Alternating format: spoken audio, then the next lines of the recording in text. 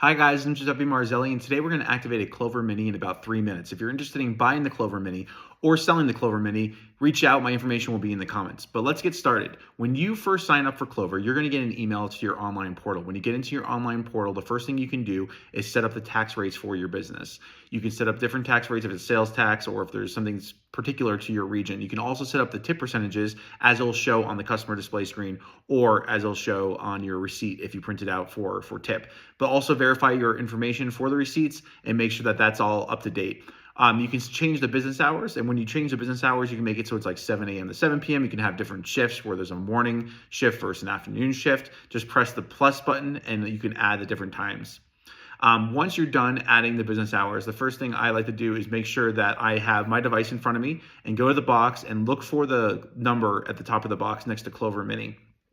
Then go back into activate and you'll be able to see which device that is if you have multiple devices and use the activation code to activate the device. It'll come with this kind of switch which will have different ports for printers, cash drawers. If you want to add those peripherals to your Clover Mini, you're going to install the power cord into the back by basically plugging it in, and then you'll have this little screw that it comes with, and that screw will make sure that you can put it in there tight.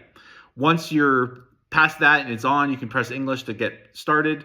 And then once you do that, it'll ask you to connect it to a network or an Ethernet. Once you connect it to the actual network, you're basically good to get going. It's going to look for some updates on the device, and then it'll download those updates within a few minutes, I'd say. Once those updates are added, you'll make sure that you can add the printer paper. It'll show you how to add the printer paper on the screen, and then you can also press the test button or print button to make sure that it's loaded correctly and that it's printing properly. But then once you have that, you can press next.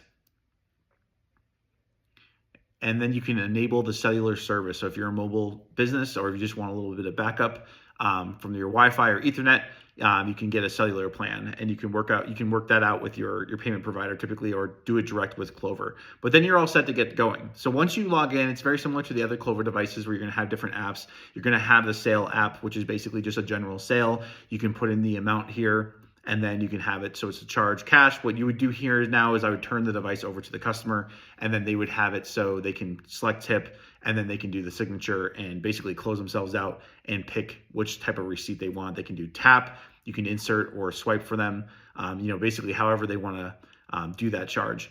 And then you can also force close the applications like you can in any kind of Android device.